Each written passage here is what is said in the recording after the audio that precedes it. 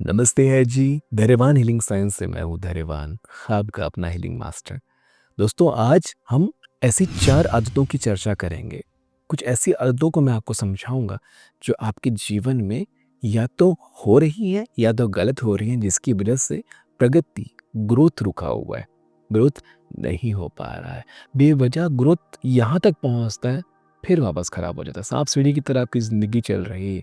चाहे काम में हो, चाहे रिश्तों में हो, चाहे जॉब में हो, चाहे बिज़नेस में हो, चाहे घर परिवार के किसी अच्छे कामों को लेकर के प्रगति जस्ट आने वाली रहती है और प्रगति छूट जाती है, खत्म हो जाती है। तो सबसे पहले आप ये बात ध्यान रखिए कि नवरात्रि का शुभ अवसर चल रहा है और आप लोग नवरात्रि से जुड़े बहुत सारे रिचुअल्स आप लोग कर रहे हैं। आप सभी को मेरी तरफ से ढेर सारी बधाइयाँ हैं और बहुत सारी शुभकामनाएँ हैं कि आप अपने सारे रिचुअल्स, सारे अनुष्ठानों को बहुत अच्छे से करें। और क्योंकि नवरात्रि चली रही है तो क्यों ना एक बहुत अच्छी आदत हम अपने जीवन में आज से ही डाल लें। क्योंकि देवी माता का आशीर्वाद अगर बरस ही रहा है तो क्यों ना हम अपनी अच्छी आदतों को अपने जीवन में शामिल करके हमारे जीवन में समृद्धि को लेकर के आएँ। आज जो मैं कुछ आदतें, कुछ रिचुअल्स आपको बताऊंगा वो दुर्गा रेकी जानने वाले हीलर्स हमेशा करते ही हैं, उनके करने की आदत में होती है।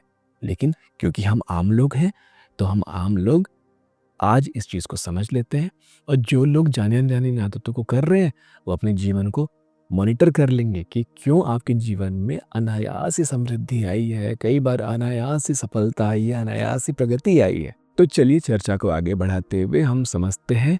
सबसे पहला, आप में से बहुत सारे लोग हैं जो शर्ट पहनते, जैसे मैंने शर्ट पहनी हुई है। मैं 12 साल से एक ही शर्ट पहन रहा हूँ। जब भी मैं हीलिंग करता हूँ या मैं ध्यान करता हूँ, यही वस्त्र पहनता आया हूँ। तो आप लोग जो वस्त्र पहनते हैं तो उसमें शर्ट पहनते, शर्ट में बटन्स होते हैं, ठीक है।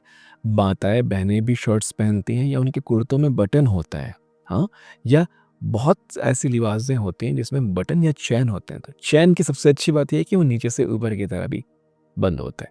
लेकिन बटन लगाने के समय ज़्यादातर लोग, खासकर हमारे भाई हैं, जो बटन ऊपर से लगाना शुरू करते हैं और नीचे की तरफ आते हैं। देखिए, ये कोई वैदिक रिचुअल से अलग हटकर आप इसे कुछ ऐसे समझिए कि ये साइकोलॉजी है, मनोविज्ञान है। तो जब भी आप कोई चीज़ ऊपर से नीचे की तरफ जाते हैं तो अपने आप आपके मन को ऐसे आभास होते हैं कि कुछ चीज़ नीचे उतर रही है। बहुत सूक्ष्म, बहुत ही कम, बहुत मिलीमीटर के बराबर, एकदम मिलीग्राम के बराबर ऐसे ही। लेकिन कंपाउंडिंग देखिए ना, अगर आप वही काम बार-बार कर रहे हैं, तो बहुत बड़ा हो जाता है। तो एक छोटी-सी आदत को बदल लीजिए, जब भी आप वस्त्र पहने, बटन लगाएँ तो नीचे से ऊपर की तरफ लगाएँ। आप सोच भी नहीं सकते कि आपके कपड़ों से आपका बॉडी लैंग्वेज कितना तुरंत बदलता है।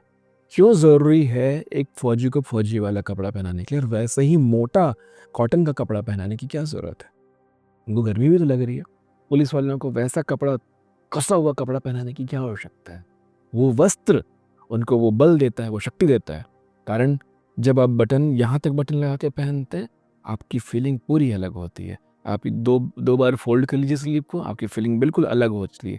आप 3 बार फ़ोल्ड करके यहाँ तक ले आइए, आपकी फीलिंग अलग होती है। आप 1 बार और फ़ोल्ड करके यहाँ तक लेकर आ जाइए अपने शर्ट को, आपकी फीलिंग अलग होती है। आप बिल्कुल अलग महसूस कर रहे होते हैं। समझ पा रहे हैं ना?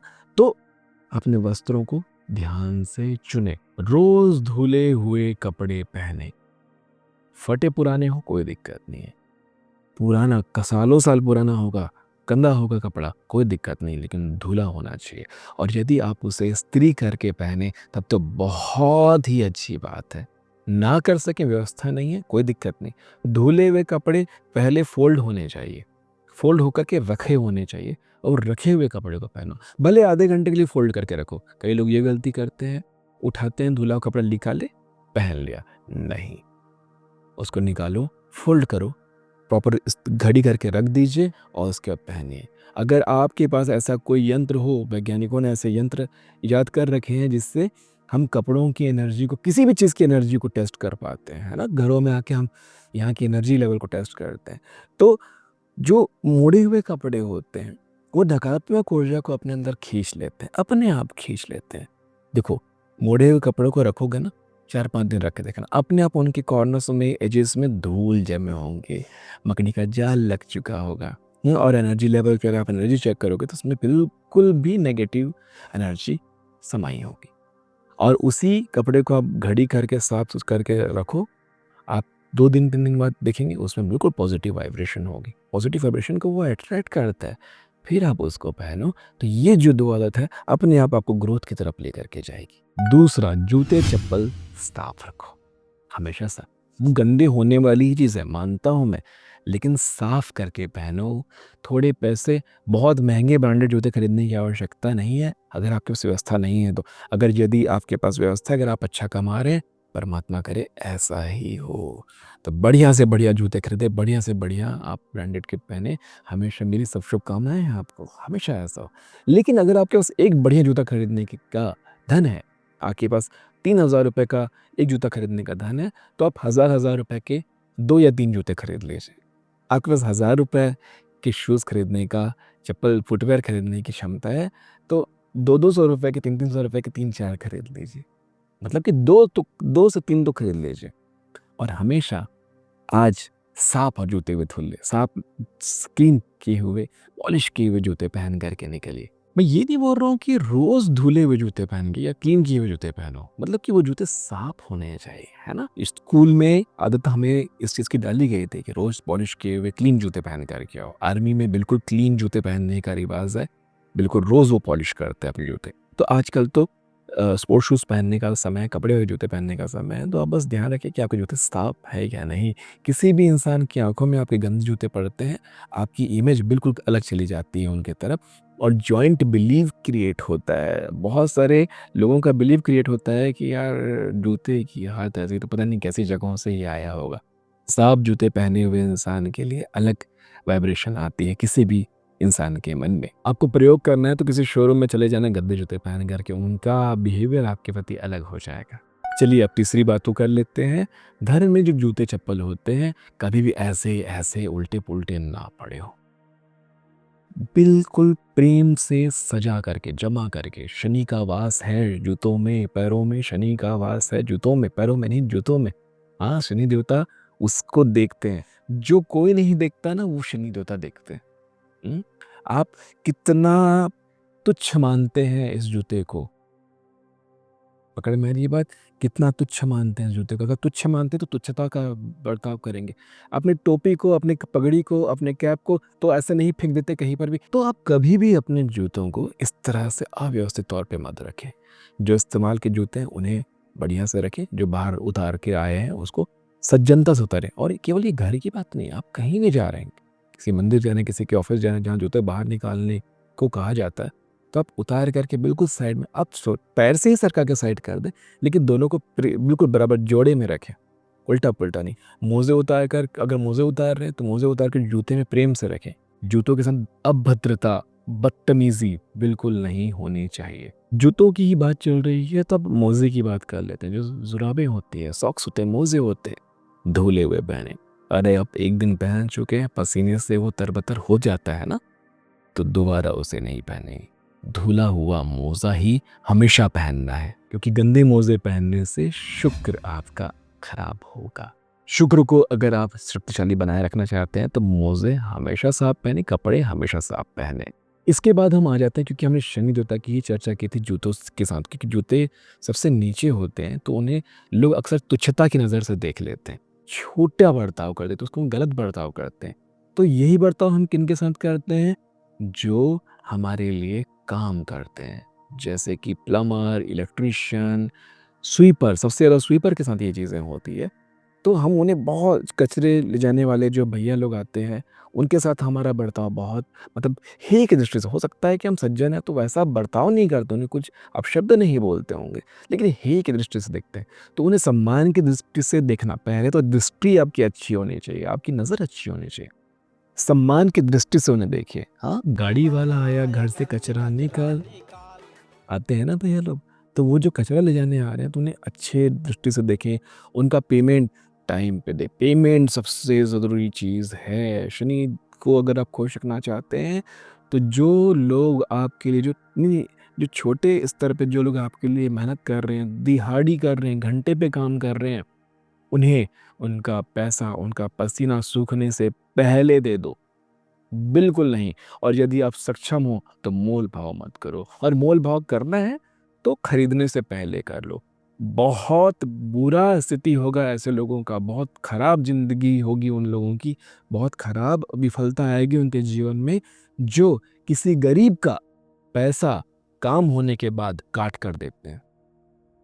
ध्यान रखना, वो अगर पसीना बहा के धूप में अपना मेहनत किया है, पसीना बहाया है, भूखा रह के किया है, मुश्किल से अपना काम खत्म किया है, उसकी 200 रुपए की, 300 रुपए की, 400 रुपए की जो भी उनकी बात हुई है, आपने मोल भाव पहले कर लिया था ना कि हाँ भैया, चार, उसने कहा 500 रुपए लूंगा, आपने कहा 400 रुपए में कर दीजिए, 400 रुपए से 1 रुपए नीचे नहीं दूंगा, आपने कहा, उसे कहा चलो ठीक है 400 रुपए दे देना। अब वो मेहनत करके अपना काम कर लिया, अब आप बोलते हो इसमें क्या मेहनत थी, इसमें क्या था, इतना क्या किया, 400 रुपये थोड़ी बनता है तेरा, ले 350 रुपये पकड़, हमेशा तो काम कराते रहेंगे। गलती से भी ये गलती नहीं करना, नहीं करना, आपको नहीं कराना काम, मत कराइए। प्रणाम करिए, भैया नहीं मेरे को नहीं जमता, इतनी मेरी क्षमता नहीं है, मेरे इतने सामर्थ्य नहीं, इतने में मैं नहीं करा पाऊंगा, इतना पैसा मेरे पास नहीं, मैं खुद कर लूंगा, बोल दीजिए, कोई दिक्कत नहीं रखा, कोई दिक्कत नहीं है। लेकिन अगर आपने कमाया है, काम कराया है, तो उसका पसीना सूखने से पहले उसका पेमेंट उसके हाथ में होना चाहिए। और शनि देवता को और खुश करना चाहते हो, शनि की कृपा चाहते हो, तो 400 रुपये में बात हुई है, 20 रुपये और ज़्यादा दे दो, 30 रुपये और ज़्यादा दे दो, पानी पूछ लो, कुछ रोटी पूछ लो, कुछ घर का पकवान दे दो, या कुछ खाने का दे दो। समझ में आ रहा है? उसके चेहरे पे जो खुशी आपके लिए आएगी, जो हृदय से जो दुआ आपके लिए निकलेगी, जो उसके भीतर से जो प्रेम आपके लिए निकलेगा, मतलब मन से क्या भाव आएंगे आप सोच के देखिए। भगवान को उन्नति दे, भगवान इनके जीवन में ऐसे ही पैसा दे ताकि हमें ऐसा पेमेंट करे। और आपने अगर उसका पैसा काटा तो उसके अंदर से क्या फीलिंग आएगी? कैसे कैसे गरीब लोग ये जो अंदर से जो भाव निकलेगा ना उनके अंदर, आपके जीवन को ना कभी सुख से रहने नहीं देगा। आप थोड़ा रिसर्च कीजिए, मार्केट में ऐसे लोग आपको देखने को मिल जाएंगे, और उनका जीवन जाके देखो। हाँ, हो सकता है आपको ये लगे अरे उसके वो भी तो ऐसा करता है, वो भी तो ऐसा करता है, उसके घर में गाड़ी है, घोड़ा है, बंगला, उसकी पर्सनल निजी जिंदगी में जाके देखो ना, सारी सुविधाएं बाहर होने के बाद भी गरीबी में ही जी रहा है वो गरीबी की तरह, जो एकदम गरीब इंसान जिसके पास व्यवस्था नहीं हो पाती, तो उसको जो खाना खाना पड़ता है ना, वो खाना खाना पड़ रहा है उसको। बिस्तर में गरीब से गरीब आदमी जो थक के सोता है, उसको बढ़िया नींद आ जाती है, वो अच्छे अच्छे बिस्तर में अच्छे से नहीं सो पाएगा। समझ पा रहे हैं आप? तो ये गलती बिल्कुल नहीं करना। चौथा, सबसे इंपॉर्टेंट, बहुत गहरी बात हो चुकी है और काफ़ी डांट लगा चुका हूँ मैं आप लोगों को, अपने हो, मेरे प्यारे हो, बच्चे जैसे हो मेरे लिए, चाहे आप 60 के हो, 70 के हो, है ना, आप अगर मुझसे प्रेम करते हैं, मुझसे गुरु की तरह सीख रहे हैं कोई चीज़, मेरे लिए तो बच्चे ही हो, तो डांटूंगा ज़रूर, और हमेशा डांटूंगा, हक है मेरा। चौथा और सबसे इंपॉर्टेंट बेटा जी, गंदे टॉयलेट में कभी नहीं जाना, गंदे टॉयलेट का इस्तेमाल कभी नहीं करना। अब इसका मतलब ये नहीं कि गंदे टॉयलेट को छोड़ कर आ जाओ, घर की बात चल रही है, इमरजेंसी में कहीं गए हैं वो अलग बात है बेटा जी। घर में गंदे टॉयलेट का इस्तेमाल नहीं होना चाहिए। खुद साफ करो, एसिड लो, क्लीनर लो, हार्पिक लो, ब्रश लो, खुद साफ करो, काम धाम छोड़ के करो, साफ करो।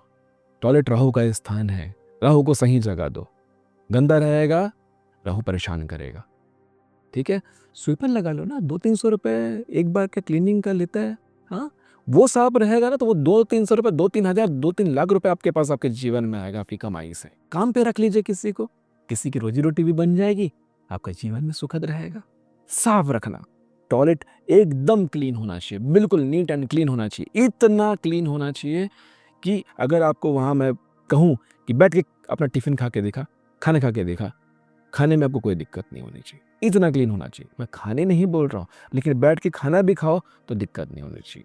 आधे घंटे 1 घंटे बैठ के अगर मूवी देखने के लिए बोलूँ, ले बेटा बैठ के यहाँ मोबाइल में मूवी देख, आप देख लोगे, कोई दिक्कत नहीं, इतना साफ होना चाहिए, एकदम क्लीन होना चाहिए।